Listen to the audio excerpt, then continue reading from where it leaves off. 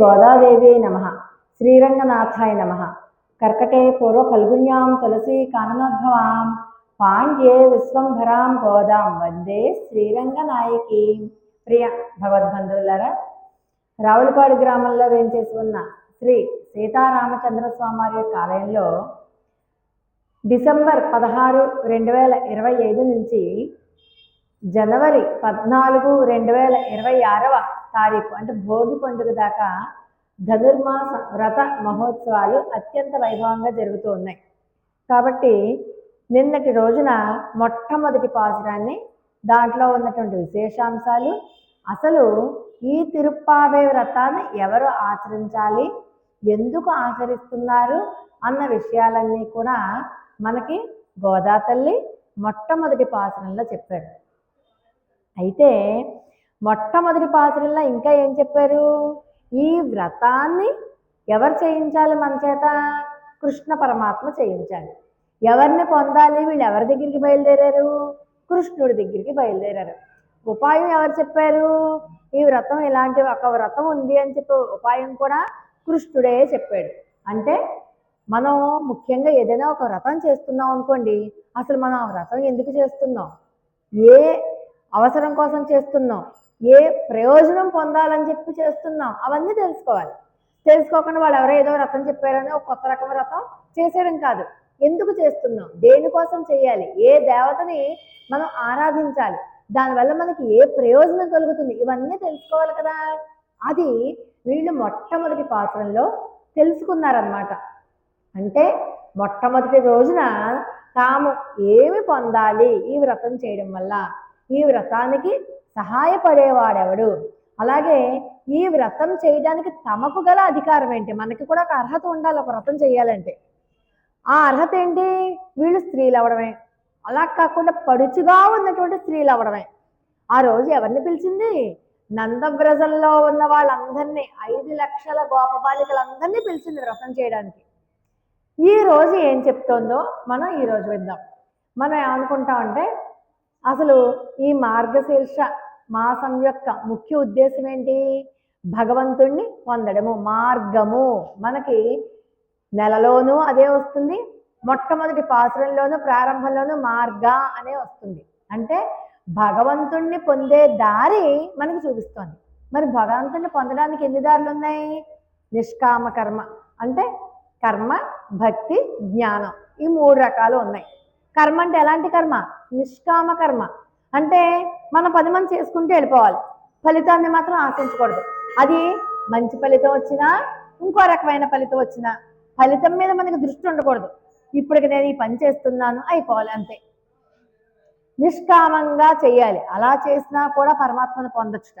ఇంకొకటి జ్ఞానం. అబ్బా, పరమాత్మ ఫలానా చోట ఉన్నాడు, ఫలానా రకంగా ఉన్నాడు, పరమాత్మని ఇలా చేరుకోవాలి, ఒక జ్ఞానం ఉంటుంది కదా. ఉపనిషత్తులు, వేదాలు, పురాణాలు, ఇతిహాసాలు చదివిన జ్ఞానం ఉంటుంది కదా. ఆ జ్ఞానం ద్వారా కూడా పరమాత్మని పొందొచ్చు. ఇంకొకలాగా ఎలాగా? భక్తి, నిష్కల్మషమైనటువంటి భక్తి. అంటే కూర్చున్నా, తింటున్నా, పడుకున్నా, ఇంకా ఏ పని చేసినా పరమాత్మ మీద దృష్టి తప్ప వేరొక దాని మీదకి దృష్టి వెళ్లకుండా ఉండడం. ఆ మార్గాన్ని మనకి అమ్మవారు చూపిస్తున్నారన్నమాట. ఈ మార్గశీర్ష మాసంలో మీరు ఏ దారైనా పట్టుకోవచ్చు. ఇప్పుడు మనకి విజయవాడ వెళ్ళడానికి బోల్డ్ మార్గాలు ఉన్నాయి, ఏ మార్గమైనా పట్టుకోవచ్చు. కానీ మనం ఎలా చూసుకుంటాం? సేఫ్గా వెళ్ళాలి, మొత్తానికి మన గమ్యం చేరాలి. అది బస్సులో వెళ్ళినా, నడిచి వెళ్ళినా, పరిగెత్తుకుని వెళ్ళినా, లేకపోతే ఎవరైనా మనకి లిఫ్ట్ ఇచ్చినా ఎలా చేయాలి? సేఫ్గా వెళ్ళాలి, చక్కగా మనం రీచ్ అయిపోవాలి గమ్యాన్ని. ఆ గమ్యాన్ని మనం పొందేటటువంటి దారే ఈ మార్గశీర్ష వ్రతం అన్నమాట. అది చెప్తున్నారు అమ్మవారు. మరి మనం అనుకుంటాం, ఈ లోకంలో సుఖం ఏమన్నా ఉందా? మనం ఈ దుఃఖమయమైనటువంటి ఈ ప్రపంచంలో ఉన్నాం, మళ్ళీ సుఖం ఏమైనా ఉందా అంటే అదే చెప్తున్నారు. ఈ 2వ పాసురంలో ఏమని చెప్తున్నారు? వైయత్తు வாழ் వీర్గాల్ నామం నం పావయక్కు செய்யும் கிருசைகள் கேளீரோ பார்க்கடலுள் பெய்யத்து என்ற பரமனடி பாடி நெய்யுண்ணோம் பாலுண்ணோம் நாட்காலே நீராடி மெய்யெட்டுழுதோம் மலரிட்டு நாம் முடியோம் செய்யாதத செய்யோம் தீக்குறளை சென்றோதோம் ఆయముం పిచ్చయ్యం ఆందనయ్యం కైకాట్టి ఉయ్యుమ్మారిని ఒగందు ఏలోరెంబావా అందరూ రెండర్రా అంటోంది. ఇప్పుడు చదివింది 2వ పాసురం అన్నమాట. దాంట్లో వయ్యెత్తు వాళ్ళీర్గాల్ ఈ లోకంలో ఆనందాన్ని అనుభవించే వాళ్ళందరూ కూడా ఈ వ్రతానికి రండి. నిన్నటి రోజున ఏం చెప్పింది? ఆ నందవ్రజంలో ఉన్న వాళ్ళనే కేకేసింది. ఈరోజు భూమండలం మీద ఉన్న వాళ్ళందరూ కూడా వచ్చేసేయండి అని, అంటే మనల్ని కూడా కలిపేసుకుని మనల్ని అందరినీ కూడా వచ్చేయమంటోంది. నిన్నటి రోజున ఏమని చెప్పింది అమ్మవారు? ఎవరైతే వ్రతం చెయ్యాలని ఉత్సాహంగా ఉంటారో, ఆనందంగా ఉంటారో వాళ్ళు రండి అంది. దీంట్లో బలవంతం ఏం లేదమ్మా, నీకు వ్రతం చెయ్యాలనుకుంటే నువ్వు రా అంది, కానీ బలవంతంగా ముక్కుతో ఆడబెట్టుకు తీసుకురాలే. ఎవరికి ఉత్సాహంగా ఉంటుందో, ఎవరికి భగవంతుణ్ణి పొందాలన్న త్వర, మనకి ఎక్కడికన్నా వెళ్ళాలంటే ఎప్పుడెప్పుడు వెళ్దామా, ఎప్పుడెప్పుడు చూద్దామని ఆనందం ఉంటుంది కదా, అలాంటి త్వర, అలాంటి ఉత్సాహము, అలాంటి ఆనందము ఎవరికైతే ఉందో వాళ్ళందరూ రండి. అంతేకాని మీరందరూ ఖచ్చితంగా రావాలి, రాకపోతే మీకు పనిష్మెంట్ ఇస్తాను అలాంటి ఆంక్షలు ఏం పెట్టలా. మనకే కదా ఉండాలి. ఫలానా వాళ్ళు ఏదో చేసుకుంటున్నారండి పూజ, మనకేమనిపిస్తుంది? అందరితో పాటు కూర్చుని మనం కూడా చేసుకుంటే బాగుంటుంది అని మనకి మనం అనిపించాలి. పక్కింటి వాళ్ళు పిలిచారనో, వెనకాలింటి వాళ్ళు పిలిచారనో కాదు, మనకే అనిపించాలి. అది భగవద్ విషయం మీద ఉన్నటువంటి రుచి. రుచి అంటే ఆసక్తి, ఉత్సాహం, ఇంట్రెస్ట్, అది మనకి కావాలి. మనకి చూడండి, ఏదైనా ఒక సీరియల్ చూడాలంటే ఫలానా సీరియల్ అది ఎన్ని లక్షల వేల ఎపిసోడ్ అయినా సరే అది చూసి నెక్స్ట్ టైం అయిపోతుందో అని త్వర ఉంటుంది కదా. అమ్మ బాబు 7 గంటలకి ఫలానా సీరియల్ వచ్చేస్తుంది, వెళ్ళిపోయి కూర్చోవాలి, లేకపోతే ప్రాణాలే పోతాయేమో అనిపించేస్తుంది. కొన్ని సీరియల్స్ తీగపాకల్లా సాగుతూనే ఉంటాయి, దానికి ఎక్కడ స్టాప్ ఉండదు. మరి భగవద్ విషయాన్ని అంతకంటే ఎక్కువ ఇంట్రెస్ట్ కలుగుతుంది. అలాంటి వాళ్ళందరూ రండి అని పిలిచింది కదా. ఇవాళ మొత్తం భూమండలం మీద ఉన్న వాళ్ళందరూ వచ్చేసేయండి. ఈ లోకంలో ఆనందాన్ని అనుభవించేవాడు. అసలు మనం ఎవరన్నా ఆనందం అనిపిస్తున్నావా? ఇదంతా కూడా దుఃఖమే. నాకు దుఃఖం అనిపించింది, మీకు సుఖం అనిపించవచ్చు. మీకు సుఖం అనిపించింది, నాకు దుఃఖం అనిపించింది. ఇది మీకు ఏదో 10 కోట్ల ఆస్తి ఏదో కలిసి వచ్చింది అనుకోండి, అయ్యయ్యో వాళ్ళకి 10 కోట్లు వచ్చింది, దాంట్లో కనీసం 1 కోటైనా నాకు రాలేదే, దుఃఖం. మరి అదే 10 కోట్లు నీకు ఆనందాన్ని ఇచ్చింది కదా. మరి ఒకవేళ నాకే ఏదన్నా మంచి లాటరీ తగిలింది అనుకోండి, ఫలానా ఆవిడకి లాటరీ తగిలిందంట అని మనం ఏదైనా సంతోషించాం, అయ్యో మనకి తగలలేదే అని బాధపడతాం. అంటే ఏదైనా ఒక వస్తువు ఎదుటి వాళ్ళకి ఆనందాన్ని కలిగించేది మనకు దుఃఖాన్ని కలిగించవచ్చు. మనకు దుఃఖాన్ని కలిగించేది, మనకు ఆనందాన్ని కలిగించేది ఎదుటి వాళ్ళకి దుఃఖాన్ని కలిగించవచ్చు. ఇప్పుడు డయాబెటిక్ పేషెంట్లు ఉన్నారు, మనం మంచి జిలేబీ తింటాం, వాళ్ళు తినడానికి లేదుగా, అది వాళ్ళకి దుఃఖమే కదా. నిజంగా ఒకవేళ తింటే షుగర్ ఏమవుతుంది? సర్రమని పెరిగిపోతుంది పైకి, దానివల్ల అనర్థం వాళ్ళకే, అవునా కదా. బీపీ వాళ్ళు కొన్ని పదార్థాలు తినకూడదుగా. ఊరగాయలు మనం మంచి కొత్త ఆవకాయ వేసుకొని తింటూ ఉంటాం, పాపం వాళ్ళకి అవకాశం లేదుగా. అంటే మనకి ఆనందాన్ని ఇచ్చేది వాళ్ళకి దుఃఖాన్ని ఇస్తుందిగా. మరి అసలు ప్రపంచంలో ఆనందాన్ని కలిగించే వస్తువే లేదా? ఆఖరికి భార్యాపుత్రులు కూడా వాళ్ళు ఉంటే ఆనందం, వెళ్ళిపోతే దుఃఖం, అంతే కదా. కొన్ని వాళ్ళ వల్ల ఏమన్నా జీవితాంతం సుఖంగా ఉన్నామా? లేదే. మరి ప్రపంచంలో మరి అమ్మవారు ఎందుకన్నారు ఈ లోకంలో ఆనందాన్ని అనుభవించే వాళ్ళందరూ రండి అని? అంటేట పరమాత్మ మన కోసం కదా పైనుంచి దిగొచ్చి మనలాగే శరీరంతో పుట్టాడు. మరి ఆయన ఉన్న చోట ఆనందం కాక ఇంకే ఉంటుంది? ఆయన ఉన్న చోట అడుగడుగునా ఆనందమే. ఆయన చిలిపి చేష్టలు, ఆయన మాటలు, ఆయన భాష, ఆయన మనల్ని అనుకరించే తీరు, ఆయన ఉంటేనే ఆనందం. కృష్ణ అంటేనే ఆనందం, అపరిమితమైన ఆనందం, మామూలు ఆనందం కాదు కదా. అటువంటి కృష్ణుడు పుట్టినటువంటి భూమి మీద మనందరం పుట్టాం కదా, ఎంతకంటే ఆనందం ఏం కావాలి? అందుకని కృష్ణనామ స్మరణమే ఆనందాన్ని కలిగిస్తుంది కదా. కాబట్టి ఆనందం అనుభవించేటటువంటి ఈ కాలంలో జన్మించిన భాగ్యశాలినులు మనంతా కూడా. మనల్ని అందరినీ అమ్మవారు అలా పిలుస్తున్నారనమాట. చూడండి ఎంత చక్కటి పోలికో. ఈ కృష్ణుడు భూమి మీద అవతరించాడు, మనం కూడా ఈ భూమి మీదే ఉన్నాంగా. అంటే కృష్ణుడు ఉన్నటువంటి కాలంలో ఉన్నాం కాబట్టి మన అందరినీ కూడా ఈ వ్రతం చేయడానికి వచ్చేసేయండి అని పిలుస్తున్నారు. మరి ఏదైనా ఒక వ్రతం చేయాలంటే కొన్ని నియమాలు ఉంటాయి. కొన్ని పనులు చెయ్యాలి, కొన్ని పనులు చేయకూడదు కదా. మనకి ఏదో వ్రతం చేయాలంటే నియమాలు ఉండవా? తలస్నానం చెయ్యాలనో, లేకపోతే కొన్ని పదార్థాలు తినాలనో, ఉపవాసం ఉండాలనో, ఈ పనులు చెయ్యాలి, ఈ పనులు చెయ్యకూడదు అని కొన్ని నియమాలు ఉంటాయి కదా. అలాగే ఈ వ్రతంలో కూడా కొన్ని నియమాలు ఉన్నాయి.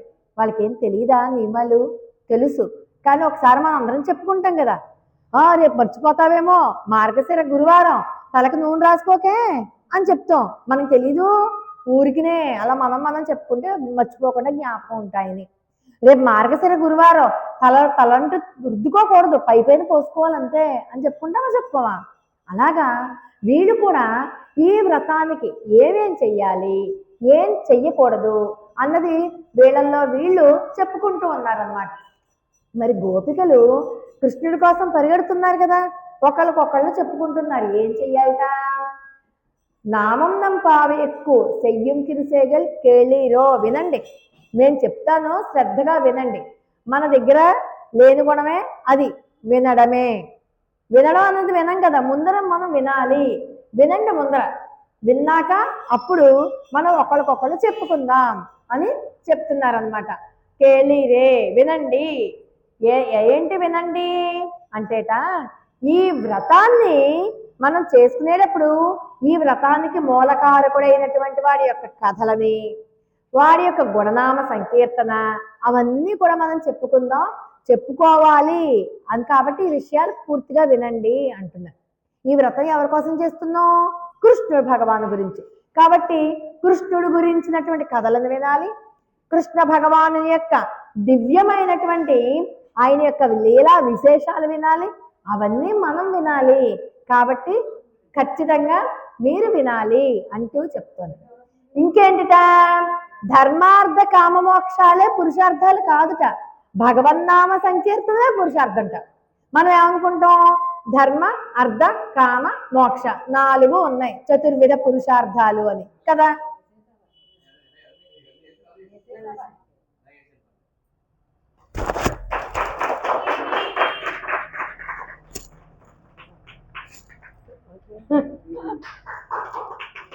ప్రసాద్ రాజ్ గారు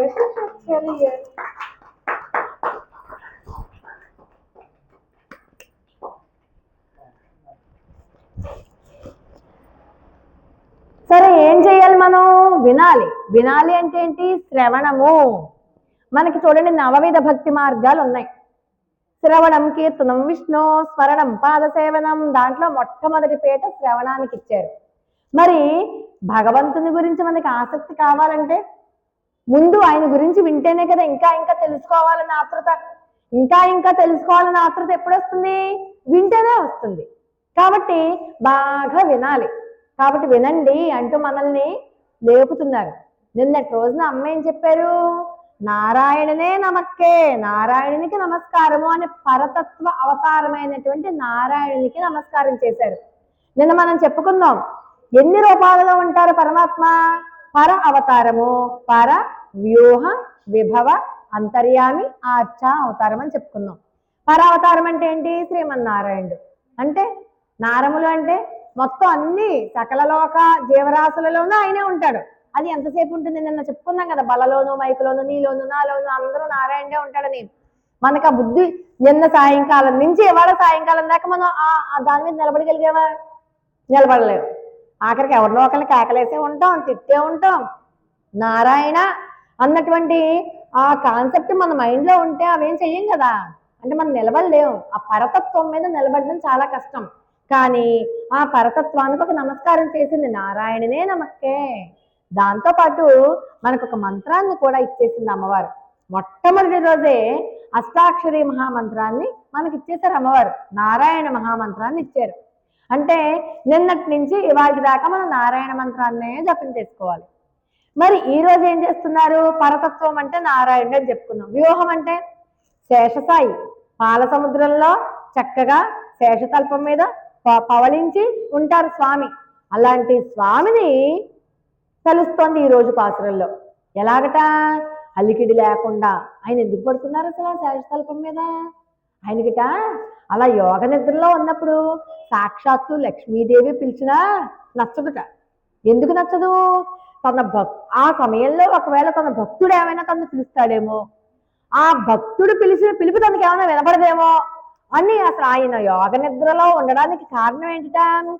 ఆర్తులు, తను కావాలని చెప్పినటువంటి ఆర్తులు ఎవరైనా తన కోసం పిలుస్తారేమో అని కళ్ళు మూసుకుని అలా యోగ నిద్రలో ఉంటారు స్వామి.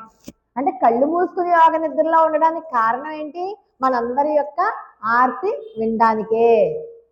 మనందరం ఏదైనా కోరిక కోరి నారాయణ అని పిలిచామంటే గమ్మున రావాలిగా. ఆయన అక్కడ లక్ష్మీదేవితో మాట్లాడుకుంటూ కూర్చుంటే మన మాటలు ఎలా వినపడతాయి? అందుకే ఆయనకి ఇష్టం ఉండదుట. మరి అలా యోగ నిద్రలో ఉన్న స్వామిని పరమనడి పాడి ఆయన పాదాలు నమస్కారం చేసుకోవాలంటే వెళ్ళిపోయి గందరగోళంగా వెళ్ళిపోయి గంటలు కొట్టేసి అన్ని కొట్టేసి దండం పెట్టుకుంటే ఆయన కోపం వస్తుంది. అందుకని ఏమీ తెలియకుండా కామ్గా ఆయన పాదాలు మాత్రం దండం పెట్టుకుని సైలెంట్గా వచ్చేయాలట. మరి ఆయన యోగ నిద్రలో ఉంటారు కాబట్టి మనం ఏమి డిస్టర్బ్ చేయకూడదు. ఆయన పనికి మనం ఆటంకం కలిగించకూడదు. లక్ష్మీదేవి ఆటంకం కలిగిస్తేనే ఒప్పుకోడైనా మనం ఎందుకు ఆటంకం కలిగిస్తాం? కలిగించకూడదు. అందుకని ఆ వ్యూహ అవతారమైనటువంటి స్వామిని దండం పెట్టుకోవాలి. మరి ఇంకా ఏం చెప్పాం? ఆ వ్యూహ అవతారం మీద మన మనసు నిలుస్తుందా? ఎక్కడ పాల సముద్రం, ఎక్కడ శేషసాయి, అవన్నీ ఊహించుకున్నా ఎంత కష్టం మనకి. ఊహించుకోలేము. వ్యూహ అవతారం అంటే రాముడు, కృష్ణుడు నేను చెప్పుకున్నాం కదా. రామావతారం, కృష్ణావతారం, నరసింహావతారం, వరాహావతారం, వామనావతారం, ఈ అవతారాలన్నీ విభావతారాలు. అవి ఆయా కాలాలకు తగ్గట్టుగా వస్తాయి, పని పూర్తి అయితే వెళ్ళిపోతాయి. ఇంకా అంతర్యామి అందరికీ తెలుసు మనలోనే ఉన్నాడు స్వామి అని. కానీ మనం ఎంతసేపు ఉండగలం? ఎంతసేపు మెడిటేషన్ చేయగలం? కదలకుండా ఉండి మనలో ఉన్నటువంటి అనాహత శబ్దాన్ని వినగలం? ఇక్కడ ఉంటాడు స్వామి. మన కళ్ళు మూసుకుని చాలా సైలెంట్గా ఉంటే ఒక రకమైనటువంటి నాదం వినబడుతుంది. అదే వినమంటుంది, వినుడు వినండి, అది వినబడుతుంది. కానీ వినేంత వరకు మనం అంత కాన్సన్ట్రేషన్ ఎంతవరకు చేయగలం? చేయలేము. అందుకని ఆర్చామూర్తిగా ఉన్నటువంటి స్వామిని కొలుస్తున్నాం. అంటే ఇవేవి ఒకటి తక్కువ ఒకటి ఎక్కువ కాదు, అన్ని సమానమే. ఆ సమానము అన్న భావన మన మనసులో అలా పట్టుకుని ఉండాలి. అందుకనే ఆండాళ్ళ తల్లి ఏం చేసింది? కృష్ణ పరమాత్మని పట్టుకుంది. తన శ్రీవిల్లిపుత్తూరులో ఉన్నటువంటి వటపత్ర సాయి ద్వారా. శ్రీవిల్లిపుత్తూరులో వటపత్ర సాయి ఉంటారు కదా, ఆ వటపత్ర సాయిని పట్టుకుంది కృష్ణ భగవానుని చేరడానికి. అలా అన్నీ కూడా ఒకటే అని చెప్తున్నారు అమ్మ. పాల సముద్రంలో ఉన్నటువంటి పరమ పురుషుని యొక్క పాదాలకు మంగళం పాడడమే మన కర్తవ్యం. మంగళం అంటే మంగళాశాసనాలు చేయడం అంటే రక్ష, నువ్వు హాయిగా ఉండాలి, నువ్వు చల్లగా ఉండాలి అండం. అదేంటి భగవంతుడికి మన రక్ష పెట్టడం ఏంటి? పెట్టచ్చుట. ప్రేమాతిశయం చేట. మనం ఇప్పుడు ప్రేమికులం కదా, పరమాత్మని ఎప్పుడెప్పుడు పొందాలా అన్న ప్రేమ మనలో ఉంది. ప్రేమ కలిగిన వాళ్ళే వ్రతం చేయడానికి అర్హులు, వాళ్ళకే యోగ్యత ఉంది. కాబట్టి ఎవరికైతే ప్రేమ ఉంటుందో, ఎవరికైతే ఈ భగవంతుని పొందాలన్న త్వర ఉంటుందో వాళ్ళందరూ కూడా ఈ వ్రతం చేయడానికి అర్హులే. ఫలానా వాళ్ళే చెయ్యాలి వ్రతం అని ఎక్కడా ఏమీ లేదు, ఎవరైనా చెయ్యొచ్చు. కానీ వాళ్ళకు ఉండవలసిన ఒకే ఒక అర్హత ఏంటి? భగవత్ ప్రేమ. భగవత్ ప్రేమ కలిగిన ప్రతి ఒక్కళ్ళు కూడా ఈ వ్రతం చేయడానికి అర్హులే. అటువంటి ప్రేమ ఉండాలి అని చెప్తోంది. సరే, మరి ఏమేం పనులు చెయ్యాలి, ఏం పనులు చేయకూడదు అని చెప్తున్నారు కదా. ఏం పనులు చెయ్యాలట, ఏం పనులు చేయకూడదో ఇప్పుడు చూద్దాం. నెయ్యున్నాం, పాలున్నాం. మేము నెయ్యి తాగం, పాలు తాగం. నెయ్యి తినకూడదుట. ఈ ధనుర్మాసం 30 రోజులు కూడా నెయ్యి పాలు తీసుకోకూడదు. ఎందుకని? మనకి అయ్యో వాడు పొద్దున్న నెయ్యి వేసుకున్నామంటే నిజమే అనిపించేసింది అప్పుడు అందరికీ కదా. ఎందుకంటే నెయ్యి పాలు భోగ వస్తువులు, మన కోసం మనం తినకూడదు. పరమాత్మకి నైవేద్యంగా పెట్టి ఆరగించవచ్చు, దోషం లేదు. నీకుగా నువ్వు అబ్బబ్బా ఇడ్లీలో నెయ్యి ముంచుకుని తింటే బాగుంటుంది, నేతిలో ఇడ్లీ ముంచుకుని అలా తినకూడదు. అదే ఇడ్లీని నువ్వు పరమాత్మకి నైవేద్యం పెట్టి నువ్వు నెయ్యి ఎంతగా తినచ్చు, అది ప్రసాదం అవుతుంది. నువ్వు ఎప్పుడైతే ఆ పదార్థాన్ని పరమాత్మకి నైవేద్యంగా చూపించారో అప్పుడు వెంటనే దాని పేరు ఇడ్లీ కాదు, ప్రసాదం. ప్రసాదం పుచ్చుకోవచ్చు. మనం ఏమనిపిస్తుంది, ఇప్పుడు ఈ ధనుర్మాసం 30 రోజులు కూడా పొంగల్ చేస్తాం, చక్కెర పొంగల్ చేస్తాం, దద్దోజనం చేస్తాం, అవునా కదా. మరి చక్కెర పొంగల్ అంటే బోల్డంత నెయ్యి, పొంగల్లో కూడా నెయ్యి వేస్తాం. మరి అలా తీసుకుంటే అది ఏమన్నా మనం తినడానికి ఏంటి? పరమాత్మ నైవేద్యానికి కదా.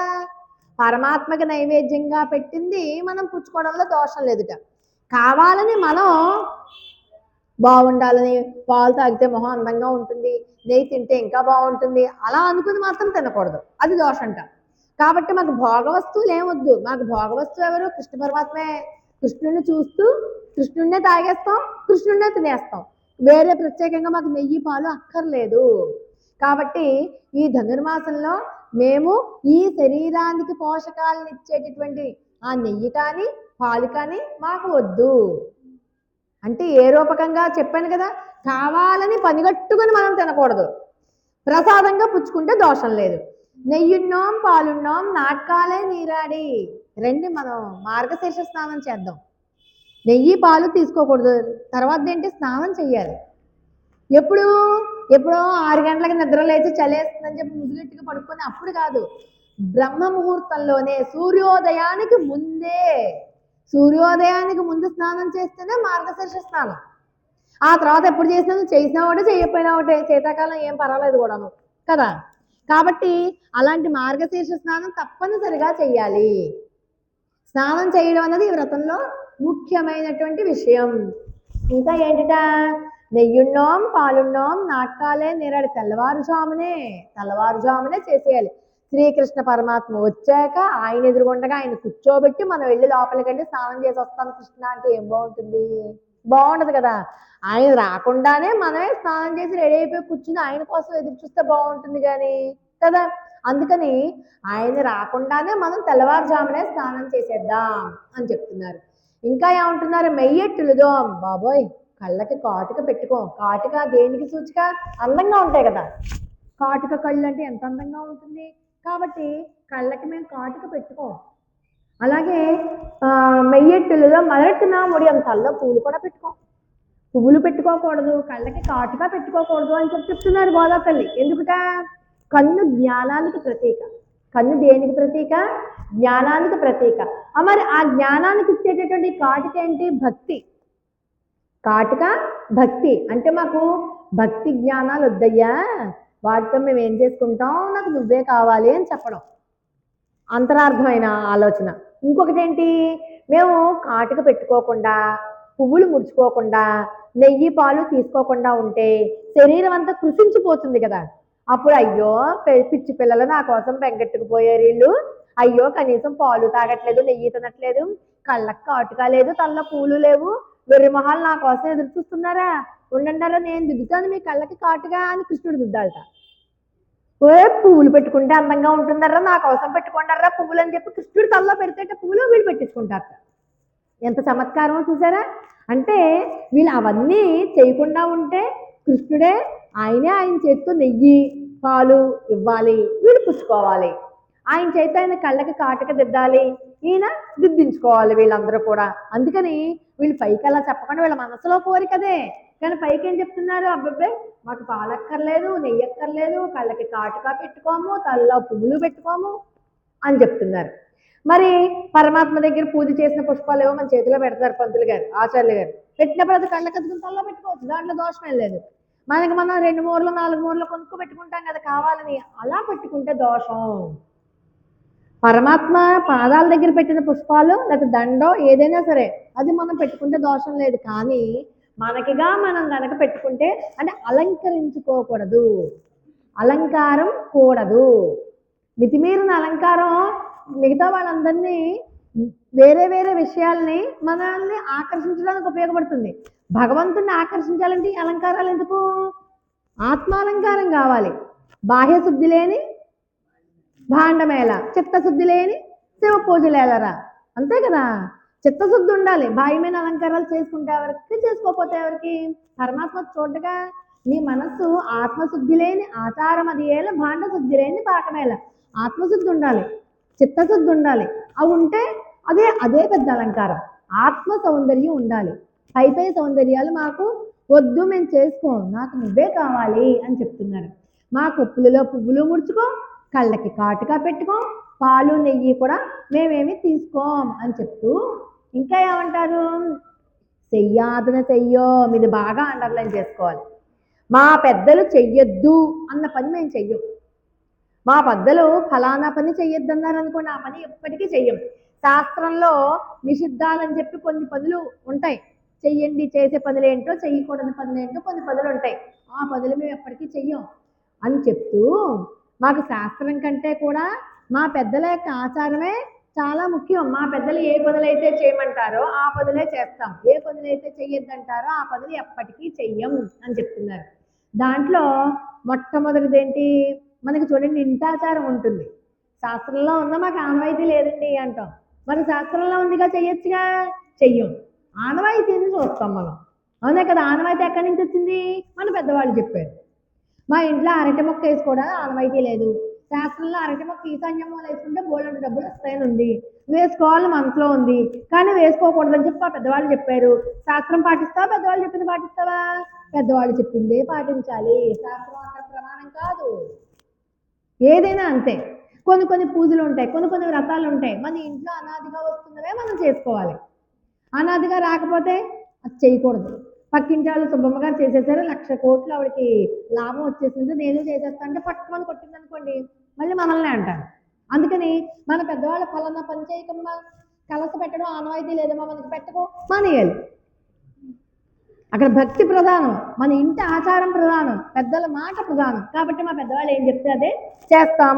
మా పెద్దవాళ్ళు చెప్పని పని మాత్రం మేము అసలు చెయ్యం. అందుకే భరతుడు కూడా చెప్తాడు, భరతుడికి పట్టాభిషేకం చేయమన్నారు. చేయమంటే మరి మీకు మనందరికీ తెలిసిందే కదా, రామచంద్రమూర్తికి 14 ఏళ్ల వనవాసం, భరతుడికి పట్టాభిషేకం ముహూర్తం. భరతుడు ఏమన్నాడు, బాగానే వచ్చిందిరా, మంచి లక్కీ ఛాన్స్ అని పీట ఎక్కాడా? లేదు.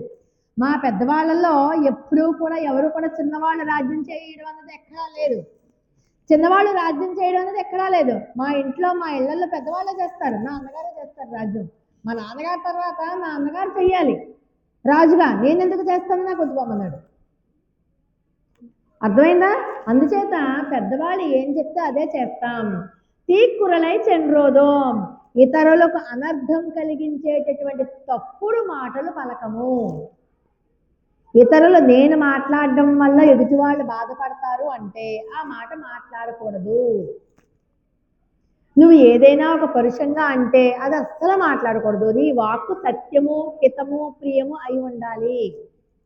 ఏదన్నా మాట మాట్లాడితే అది నిజమై ఉండాలి, ఎదుటి వాళ్ళ మనసు నొచ్చుకోకుండా వాళ్ళకి ఇష్టమైనదిగా అయి ఉండాలి. అర్థమవుతుందా? అలా ఉండాలి తప్పితే ఎప్పుడూ కూడా ఎదుటి వాళ్ళు నొచ్చుకునేలా మాట్లాడకూడదు. ప్రాణికోటికి హితము కలిగించే మాటలే మాట్లాడాలి.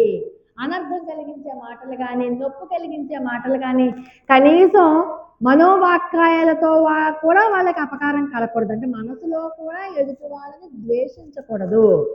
పైకి ఈయన వేసి చూడు దొంగ మొహంగాడు ఎలా ఉన్నాడు, దొంగ కళ్ళు వేసుకుని అలా అనుకోకూడదు. మనసులో అనుకుంటాం, పైకి మాత్రం ఈయన పోతాం, అది కూడా తప్పే. అందుకని అలా ఎప్పటికీ చేయకూడదు. ఇంకొకటి, ఆత్మస్తుతి, పరనింద రెండు పనికిరావు. నా అంత గొప్పవాళ్ళు లేరు అనుకోవడము తప్పే. అలాగే చూడండి, వాడు ఎలా చేస్తున్నాడో, దొంగగాడు నిన్న ఇలా వచ్చి వెళ్ళాడు, అన్ని పనులు చెడ్డ పనులే చేస్తాడు, అలా అనడం కూడా తప్పే. నా అబ్బాయి నేను చాలా నీతిమంతురాల్ని, నేను సత్యహరిశ్చంద్రుడి యొక్క వంశంలో పుట్టాను, అలా అనుకోవడం కూడా తప్పే. అంటే ఆత్మస్తుతి తప్పే, పరనింద రెండు తప్పే. అంతేకాదు ఎదుటి వాళ్ళ దోషాలను ఆక్షేపించడం, వాళ్ళు తప్పులు చేశారు, వీళ్ళు ఇలా చేశారు, చాడీలు చెప్పడం, దొంగతనం చేయడం, వాళ్ళ మీద వీళ్ళ మీద ఉన్నవి లేనివి కల్పించి చెప్పడం, అంటే వెటకారంగా మాట్లాడడం, వేళాకోళం చేయడం, అది కూడా తప్పే. కాబట్టి అవన్నీ చెయ్యకూడదు. మనం ఒక దీక్షలో ఉన్నాం, కొన్ని నియమాలు ఉన్నాయి, ఆ నియమాలకు అమెండ్మెంట్స్ ఏమి ఉండవు. నీకు ఒక వ్రతం చేస్తున్నప్పుడు ఆ వ్రతం నుంచి సంపూర్ణమైన ఫలితం రావాలి అంటే ఆ నియమాలు ఖచ్చితంగా పాటించి తీరాలి. మీరు ఏ నియమాలు పాటించకుండా నేను ఇలా వ్రతం చేశాను నాకేమీ జరగలేదు అంటే తప్పే అక్కడ ఉంది, మనలోనే ఉంది. కాబట్టి మంచి మాటలే పలకాలి, చెడు మాటలు పలకకూడదు, కనీసం చెడు మాటలు వినకూడదు కూడా. చెడందని ఎట్టి పరిస్థితులలోనూ వినకూడదు అని చెప్పి ఎన్ని మాటలు చెప్పిందో చూడండి. నువ్వు మంచి మాటలు పలకపోయినా పర్లేదు, చెడు పలకకుండా ఉంటే చాలు. మంచి పలకపోయినా చెడు పలకకుండా ఉంటే చాలు, అది చాలా ఉత్తమమైనటువంటి వ్రతము అని చెప్తున్నారు మన గోదా తల్లి. కాబట్టి చాలా మంది చూడండి, మనకి గుడికి వెళ్తున్నాం, మనం ఈ చెడు పలకక్కర్లేదు, మనకి గుడికి వెళ్తున్నాం, వ్రతం చేసుకుంటున్నాం, పూజ చేసుకుంటున్నాం అని అనగానే ఈ వయసులో ఎక్కడికి వెళ్తావే, కూర్చో సీరియల్ చూద్దాం అన్నా కూడా దోషమేట, అది దోషంట.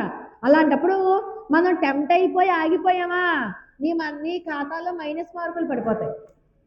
మనం ఏం చేస్తాలి, ఆవిడ అలాగే అంటుంది, అయితే నువ్వు కూడా రా, మన ఇద్దరం కలిసి వెళ్దాం, అక్కడే కూర్చుందాం గుళ్ళోనే, లేకపోతే నన్ను వెళ్ళని, నేను వెళ్ళిపోతాను, నువ్వెవరో నన్ను ఆపడానికి అని చెప్పి వచ్చేయాలి తప్పితే ఆవిడ ఆపింది కదా బాగోదు పిన్ని గారు, పొద్దున్న లేస్తే ఈవిడ దగ్గర నుంచి పంచదార తీసుకోవాలి, ఉల్లిపాయలు తీసుకోవాలి, కారం తీసుకోవాలి, ఏమన్నా అనుకుంటుందేమో పాపం, ఉండిపోదాంలే ఈ పూటకి, రేపు వెళ్దాంలే అని అనుకోకూడదు. అర్థమైందా? అంటే మంచి పని చేయడానికి ఎవరైనా ఆటంకం కలిగిస్తే ఆ ఆటంకాన్ని పట్టుకొని మనం అక్కడే ఆగిపోకూడదు. అది కూడా మనకి పరీక్షే. నిజంగా భక్తి ఉందా లేదా పరమాత్మ టెస్టింగ్ అనమాట. ఈ రూపంలో టెస్ట్ చేస్తూ ఉంటాడు. ఆగిపోయామనుకోండి మన ఆధ్యాత్మిక పురోభివృద్ధి అక్కడితో ఆగిపోతుంది, అయిపోయింది. లేకపోతే ముందుకెళ్తాం అనమాట. అది కాబట్టి ఆయమం పిచ్చయ్యం ఆందనయ్యం కైకాటి, దానం చెయ్యాలి, భిక్ష వెయ్యాలి. దానం ఏంటండి, భిక్ష ఏంటండి, రెండు వేరు వేరు కదా. భిక్ష అన్నది ఎవరికేస్తాం, ఎవరికైతే ఎంత అవసరం ఉందో అంతే ఇచ్చేది భిక్ష. దానానికి అదేమి లేదు, ఆ కొలమానం ఏమి లేదు, మన ఇష్టం, మన ఓపిక ఎంతైనా ఇచ్చేయచ్చు. ఒక గుడో లేకపోతే ఒక ధర్మకార్యాలు జరుగుతున్నాయి అనుకోండి, 10,000 20,000 లక్ష 10 లక్షలు, దానికి లిమిట్లెస్ అనమాట, మీకు ఓపుకున్నంత ఇచ్చేయచ్చు. అంతేగాని భిక్ష అంటే వాడికి ఆ రోజుకి సరిపోయేది ఇస్తే చాలు. ఏ ముష్టివాడో ఏ అడుక్కునే వాళ్ళు ఉంటారు పాపం, వాళ్ళకి మనం భిక్ష ఇవ్వాలనుకుంటున్నాం, భిక్ష ఎంత వేస్తాం, ఆ పూటకి వాళ్ళకి తినేది ఇస్తే చాలు. 4 రోజులు ఫుడ్ ఇప్పుడే పెట్టేసాం, వాడే చేసుకుంటాడు, ఉపయోగం లేదు కదా అతనికి. పోనీ మీరు బంగారు పాత్ర ఇచ్చారనుకున్న అది మాత్రం ఏం చేసుకుంటాడు. అంటే ఎంత అవసరమైతే అంత ఇచ్చేది భిక్ష, లిమిట్లెస్ అనేది దానం, ఎంత డొనేషన్ అనమాట, ఎంతైనా ఇవ్వచ్చు. అలాగా అది కూడా నాకుంది కాబట్టి నేను ఇస్తున్నా, నేను కోటీశ్వరరాల్ని కాబట్టి నేను ఇవాళ 10 లక్షలు ఇచ్చాను, ఆ గుడికి 10 లక్షలు నేను ఇచ్చాను అని చెప్పుకుంటే నువ్వు చేసిన దానం బూడిదలో పోసిన పన్నీరే. అయ్యయ్యో నాకు ఈ మాత్రమే అవకాశం ఇచ్చాడు పరమాత్మ దానం చేయడానికి, ఇంకా ఇవ్వచ్చునే, అయ్యో నేను ఇవ్వలేకపోయాను అంటూ మనం ఏం చేయాలి, వినయంగా విధేయంగా ఇంతకంటే ఎక్కువ ఇచ్చేటటువంటి అవకాశం పరమాత్మ నాకు కల్పిస్తే బాగుంటుందే అని అనుకుంటూ వంగి వంగి ఇవ్వాలి తప్పితే అలా మనం అహంకరించి ఆ దానాలు ధర్మాలు చేయకూడదు. ఆఖరికి భిక్ష వేసినా కూడా ఎలా వేయాలి, చెప్పులు తీసేసి, తీసుకునేవాడు ఉన్నాడు కాబట్టే మనం భిక్ష వేస్తున్నామన్న జ్ఞానాన్ని కలిగి ఉండి, వాడు భిక్ష తీసుకుంటున్నాడు కాబట్టే మనం పుణ్యం వస్తుంది, భిక్ష తీసుకునే వాళ్ళు లేకపోతే పుణ్యం ఎక్కడ వస్తుంది. కాబట్టి వినయ విధేయతలతో ఇవ్వాలి తప్పితే ఇలా విసిరేసుకుంటూ, సినిమాల్లో చూపిస్తారు చూసారా, ఇలా విసిరేసుకుంటూ వెళ్ళు, అలా చేయకూడదు, అలా అస్సలు చేయకూడదు. అందుకే మన పెద్దవాళ్ళు అంటారు, కుడి చేతితో చేసిన దానం ఎడం చేతికి తెలియకూడదు అంటారు. ఎందుకని, ఎడం చేతికే తెలియకపోతే పేపర్లో వేసేసుకోమనా, బోర్డులు కట్టేసుకోమని అర్థం కాదు, ఎవ్వరికీ తెలియకూడదు. అలా గుప్త దానాలు చేస్తేనే సంపూర్ణమైనటువంటి ఫలితం వస్తుంది. నా పేరు రాయండి, నేను 10,000 ఇచ్చాను, నా పేరు పూర్తి పేరు, చిన్నప్పుడు మర్చిపోయిన పూర్తి పేరు కూడా చెప్పేస్తాం మనం. ఇంకా ఏమన్నా రాసుకుంటానంటే మన తాత ముత్తాతల పేర్ల దగ్గర చెప్పేస్తాం, ఇచ్చిన 10 రూపాయలకి. అవునా కదా, అది ఎంత మాత్రమో పని చెయ్యదు. అలా ఎప్పుడూ కూడా మేము చెయ్యము, అలా చెయ్యం, గుప్త దానాలు చేస్తాం, ఎవరికి ఎంత అవసరమైతే అంత భిక్ష ఇస్తాం తప్పితే ఎలా పడితే అలా దానాలు కూడా చెయ్యకూడదు అని చెప్తున్నారు. ఇంకా ఏంటిట, ఉయ్యుమ్మారెన్ని ఉగందు, ఈ రకంగా ఇన్ని రకాలైనటువంటి నియమాలు ఉన్నాయి కదా, ఇవన్నీ కూడా పరిశీలించుకుని మనందరము ఒకళ్ళకొకళ్ళు చెప్పుకొని చర్చించుకొని సంతోషించి అప్పుడు మనం ఈ వ్రతాల్ని చెయ్యాలి. అందుకని ఈ వ్రత నియమాలన్నీ మీరు జాగ్రత్తగా వినండి. ఏంటి వ్రత నియమాలు, ఈ పరమ పురుషుని యొక్క పాదాల విందాలను కీర్తించాలి, పాథేయం పుండరీకాక్ష నామ సంకీర్తనామృతం. మనం ఈ భోగాల మీద ఆసక్తి వదిలేయాలి, నెయ్యి పాలు ఇందాక చెప్పుకున్నాం కదా. ఎందుకని, భోగాల మీద ఆసక్తి కాదు, నిజంగా మనకి పరమాత్మ మీద భక్తే కనుక ఉంటే అసలు ఆకలే వేయదు. ఇప్పుడు మనం చూడండి, కొన్ని ఉపవాసాలు చేస్తాం, నాగుల చవితనో, ఒక పండగనో, కార్తీక పౌర్ణమనో, లేకపోతే ఏకాదశి, ముక్కోటి ఏకాదశి, రేపు 30వ తారీఖున ముక్కోటి ఏకాదశి, ఇలా ఏకాదశిలో అవి వచ్చినప్పుడు మనం చక్కగా ఏం చేస్తామంటే ఉపవాసం ఉంటాం. ఉపవాసం ఉన్నప్పుడు ఏం చేయాలి, చక్కగా ఏ విష్ణు సహస్రనామ స్తోత్రమో, లేకపోతే ఎవరి కోసం సుబ్రహ్మణ్య స్వామి షష్ఠికి ఉపవాసం ఉన్నాం అనుకోండి, సుబ్రహ్మణ్య భుజంగ స్తోత్రమో అలా చదువుకుంటూ వాళ్ళ మీద మనసు పెట్టి ఉండాలి. కానీ మనం ఏం చేస్తామంటే తలుపులు బార్లో తీసుకుని చక్కగా కూర్చుని ఇలా కూర్చుంటాం, ఏంటదినా వంట అయిపోయిందా? లేదు వదినా ఇవాళ ఉపవాసం, సాయంకాలం దాకా ఉపవాసం ఉన్నాను అంటే మనం ఉపవాసం ఉన్న సంగతి వీధిలో అందరికీ తెలియాలి. అది తప్పు. నువ్వు ఉపవాసం ఉన్నట్టు నీకు తెలియాలి, నీ మనసులో ఉన్నటువంటి పరమాత్మకి తెలియాలి. ఉపవాసము అంటే దగ్గర సమీపంగా, వాసము అంటే నివసించడం, దగ్గరగా నివసించి. ఎవరికి దగ్గరగా? పరమాత్మకి దగ్గరగా. ఎదురుగుండగా విష్ణు శాస్త్రమే ఉంటుంది. దృష్టి అంతే. వాళ్ళు నన్ను ఎవరో ఉపవాసం ఉన్నారా లేదా అడగట్లేదేంటి, నేను ఉపవాసం ఉన్నాను కదా. అన్ని రకాలు. అయ్యి బాబు సాయంకాలం చుక్క ఎప్పుడు వస్తుందో చంద్రుడిని చూసి భోజనం చేసేయాలి. ఇంకేంటి ఉపవాసం అక్కడే పోయింది. మనసు ఎప్పుడైతే పరమాత్మ మీద సంపూర్ణంగా లగ్నమై ఉంటుందో మీకు ఉపవాసం చేసినా కూడా ఆకలేదు. ఉత్తప్పుడు 9 గంటలకి ఆకలేసేస్తుంది. ఉపవాసం చేయండి నిజంగా నిండు మనసుతో, ఆకలే వేయదు, అస్సలు ఆకలేదు. పరమాత్మ మీద దృష్టి పెట్టి విష్ణు సహస్రనామం ఒకసారి కాదు, 2 సార్లు కాదు, 10 సార్లు అలా చదువుకుంటూనే ఉండండి. ఆకలి అసలు ఎక్కడికి వెళ్ళిపోయిందో తెలియదు. అలాంటిది కావాలి మాకు. అంతేగాని నెయ్యి పాలు ఇవన్నీ మాకెందుకు అనే ఉద్దేశంతో నెయ్యి పాలు అక్కర్లేదని చెప్పారనమాట. అంటే సర్వకాల సర్వావస్థల యందు మన మనసంతా కృష్ణ పరమాత్మ మీదే ఉండాలి. కృష్ణుడే మన జీవనాధారం కావాలి, కృష్ణుడే మన పోషకం కావాలి, కృష్ణుడే మనం ఏం చేసినా కృష్ణుడే. అలా అది ఉపవాసం అంటే అలా ఉండాలి. అలాగే పరమపురుషుని యొక్క పాదార విందాలని కీర్తించాలి. అలాగే శరీరానికి మాత్రమే పోషకలైనటువంటి పదార్థాలన్నీ కూడా విసర్జించాలి. వాటిని అసలు మనం వాటి జోలికి వెళ్ళకూడదు. మన ఆత్మశుద్ధికి, భగవంతుని యొక్క అనుభవానికి సహాయపడే వాటిని స్వీకరించాలి. ఆత్మశుద్ధికి, భగవంతుని యొక్క విషయానికి సహాయపడవేంటి? భగవత్ కథలు, భగవద్ విషయాలు, అంతే కదా. భగవన్ నామ సంకీర్తన. చక్కగా ఇక్కడ కూర్చుని గోవిందనామ సంకీర్తన చేసామనుకోండి, అసలు ఆ గోవిందనామ సంకీర్తన చేస్తున్నంతసేపు కూడా మైమర్చిపోతాం మనమే. అసలు ఇదేంటి ఇప్పుడే కదా మొదలుపెట్టాం అప్పుడే అయిపోయిందా అనిపిస్తుంది. అంటే భగవన్నామ రుచి అలా ఉంటుంది అనమాట. అది ఒకసారి కాదు, 2 సార్లు కాదు, చేసే కొద్దీ చెయ్యాలనే అనిపిస్తుంది. కాబట్టి గోవింద నామ స్మరణ చేయడం. అలాగే ప్రాతకాలమనే బాహ్య శౌచం కావాలి ముందర. అంత శౌచం ఎలాగో ఉంటుంది, దానికి తగ్గట్టుగా బాహ్య శౌచం అంటే మంచం మీద లేచి వచ్చేసి దీపారాధన చేస్తుంది అనకూడదు. ముందు మనం నిత్య కాలకృత్యాలు తీర్చుకోవాలి. బాహ్య శౌచంగా చక్కగా తెల్లవారుజామునే నిద్ర లేవాలి, తెల్లవారుజామునే స్నానాధికాలు పూర్తి అయిపోవాలి. ఈ ధనుర్మాసం అంతా కూడా సూర్యుడు రాకుండానే మనకి పూజ అయిపోవాలి. సూర్యోదయం 6:20కి ఎప్పుడో అవుతుంది కదా, అంటే 6:20 లోపల పూజ అయిపోవాలి. అయిపోతే అది సంపూర్ణమైనటువంటి ఫలితం ఇస్తుంది.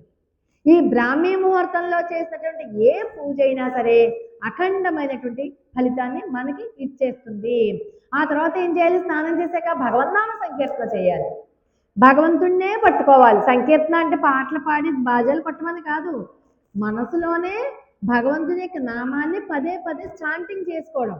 మీరు కృష్ణ అంటారో, నారాయణ అంటారో, వాసుదేవ అంటారో మీ ఇష్టం. నిన్నటి రోజున నారాయణ మంత్రం చెప్పుకుందాం, ఈరోజు వ్యూహావతారం శేషసాయి గురించి చెప్పుకుందాము. ఇవాళంతా 2 నామాలు పట్టుకోండి, రేపు పొద్దున్న ఇక్కడికి వచ్చేదాకా పట్టుకుంటే చాలు కదా. అంటే మన మనసు 24 గంటలు సేపు పరమాత్మ మీద ఉంది అంటే అది ఎంత గొప్ప విషయం. ఈ లోపల మన ప్రాణం పోయినా కూడా పర్వాలేదు, ఎందుకంటే తిన్నగా వైకుంఠానికి వెళ్ళిపోతాం. పరమాత్మనే కదా మనం ఆరాధిస్తున్నాం, మన మనసు ఇంకెక్కడా లేదు. అలాంటి భక్తి మాకు కావాలి. కాబట్టి వీళ్ళందరూ చెప్పుకుంటున్నారు ఏం పనులు చేయాలి, ఏ పనులు చేయకూడదు అని చెప్పుకుంటూ, దేహానికి అలంకారం ఇచ్చేటటువంటి ఏ వస్తువులు కానీ ఏవి మనం ధరించకూడదు. ఎంతసేపు ఆత్మ సౌందర్యం కలిగించే పనులే చేయాలి. దానాలు, భిక్ష ఇలాంటివన్నీ కూడా చెయ్యాలి మనం.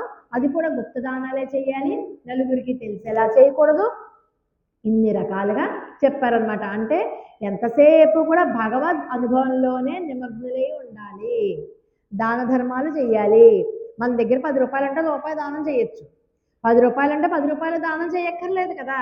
ఎంతో కొంత యథాశక్తి మన శక్తిని అనుసరించి దానమైనా భిక్షైనా ఏదైనా ఇవ్వచ్చు. ఇతరులకు ఇచ్చి అది వాళ్ళకి ఉపయోగపడాలి. అన్నం పెట్టమన్నాం కదా అని చెప్పి పాచిపోయిన అన్నం వాళ్ళు, చిగురిపోయిన అన్నం పెట్టామనుకోండి, వారికి ఏం ఉపయోగం? ఆయనకు ఉపయోగం అన్నం ఉన్నకపోతే మనకి పాపం చుట్టుకుంటుంది కదా. అలా చేయకూడదు. మనం ఇచ్చే భిక్ష అవతల వాళ్ళకు ఉపయోగపడాలి. అంచేత అలా మనం చెయ్యాలి. కాబట్టి ఎవరికైతే పరమాత్మ యందు ప్రీతి ఉంటుందో, ఎవరికైతే పరమాత్మ యందు ప్రేమ ఉంటుందో వాళ్ళందరూ కూడా ఈ భూమండలంలో ఉన్నటువంటి అందరూ కూడా ఈ వ్రతం చేయడానికి రండి అంటూ ఈ రోజు పాసురంలో అమ్మ ఏ పనులు చెయ్యాలి ఏ పనులు చేయకూడదు అంటూ వ్రత నియమాలన్నీ కూడా చెప్పింది. అయితే మొదటి 15 రోజులు కూడా మనం పులగం నైవేద్యం పెడతాం, అంటే కట్టె పొంగలి అంటాం. పెసరపప్పు బియ్యం, ఆ పెసరపప్పు బియ్యం కూడా కొలత ఎలా ఉండాలో తెలుసా? మనం ఏదో ఉజ్జాయింపుగా వేసేస్తాం, కాదు కాదు.